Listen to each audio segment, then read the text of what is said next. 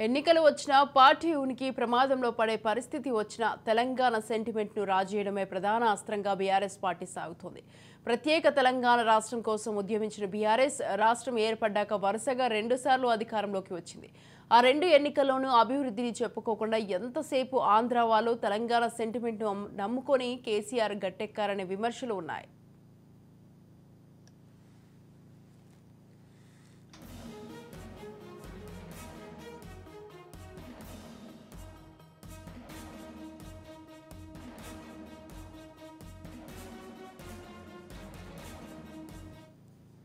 గతేడాది అసెంబ్లీ ఎన్నికలకు ముందుకు కూడా కేసీఆర్ తెలంగాణ సెంటిమెంట్ ను రాజేసేందుకు ప్రయత్నించిన వర్కౌట్ కాలేదు. ప్రస్తుతం పార్టీని కాపాడుకోవడం కోసం బీఆర్ఎస్ మరోసారి ఆంధ్ర పేరుతో పబ్బం గడుపుకునేందుకు సిద్ధమైందన్న టాక్ వినిపిస్తోంది. తెలంగాణ రాష్ట్ర గీతాన్ని రూపొందించి బాధ్యతలను కీరవానికి అప్పజెప్పడంపై బీఆర్ఎస్ తీవ్ర విమర్శలు చేస్తోంది.